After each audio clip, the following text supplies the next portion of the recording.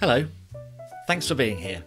And let me tell you, I'm actually quite amazed my voice has made it into your ears for several reasons. One reason is that I happened upon Mabel by complete chance. In the summer of 2021, during lockdown, or one of the many lockdowns, I did some digging into my family past. I was looking into the Tillings family, ancestors on my paternal grandmother's side. An enterprising Thomas Tilling and two of his sons owned and operated London's largest independent horse bus business in the Victorian age, before motorised transport came along. As I was looking into other family connections, I came across the name Mabel Constanduros. An interesting name that I hadn't heard of and didn't recognise. Before marrying a certain Athanasius Constanduros, Mabel was a Tilling. I've always loved history. I studied it through school and university. I regularly read, listen to or watch history-related topics. So passing the time in boring lockdown central, looking at my own family, didn't feel like an absurd thing to do. I had no idea who Mabel was, or what she did with her life, until I discovered she was my great-grandmother's sister. My great-granny was still alive in the first 4 years of my life, and I remember visiting her. My name is Jack Shillito, and Mabel was my great-great-aunt. If I didn't know she existed, or that I'm related to her, I'd put good money on betting that you and very few others have heard of her, what she was about and what she achieved. Unless you happen to be Stephen Fry. He was a fan of Mabel's, and he mentions her in passing in his book, The Fry Chronicles. So that's the main reason. The fact I stumbled upon Mabel thanks to Google searches rather than my general family knowledge. The other reasons I'm amazed are that this is a creative endeavour, and, as I've discovered, you have to be in the right frame of mind to pull something like this together. I've mentioned the lockdowns, and, like lots of other people, I didn't find the pandemic particularly motivating. At the same time, my wife and I had a lot going on personally, with hard things to bear for ourselves, and also for our families and our friends. I'm not saying this for sympathy votes or a woe is me thing. I'm saying it because while I had depressing, tragic and scary life events going on that don't exactly lend themselves to creating a podcast, Mabel, as you will soon hear, was so unbelievably extraordinary that I couldn't throw in the towel with this project. I had to keep going and get Mabel's story into as many ears, like yours, as possible, so that her achievements can be more widely understood and appreciated. If anything, Mabel and her unique story kept me going. This podcast series, My Aunt Mabel, will explore the life and work of Mabel Constanduros in the early decades of the BBC.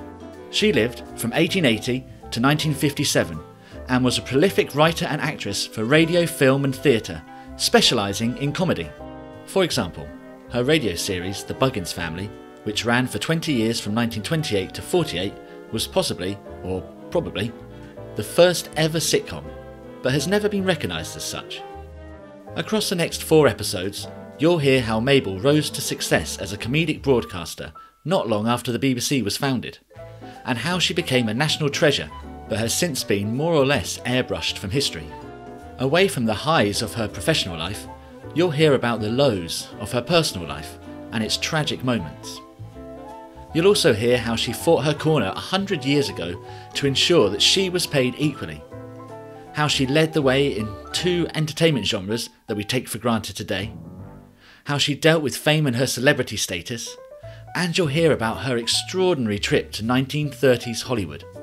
In my research for this podcast, I also found truth in the saying from, who else but Mark Twain, that history doesn't repeat itself, but it often rhymes.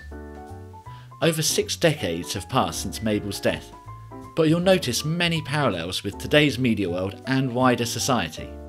One of Mabel's insights into her work was that listeners don't want to hear from the same voice all the time, so taking that on board, we'll hear from 3 very esteemed women throughout this series who have researched Mabel's life. The only 3 people who have done so, as far as I'm aware. We'll hear from Jen Purcell, Professor of History at St Michael's College in Vermont, USA, and author of the book about Mabel titled Mother of the BBC.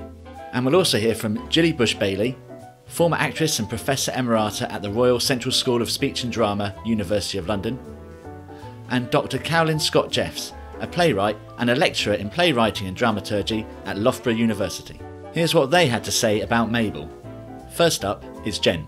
Mabel Constanduros was a BBC performer and writer, pioneer of many different kinds of genres that we still hear today on TV and now streaming video and YouTube and different platforms. And she was there very, very early on in the beginning of the BBC.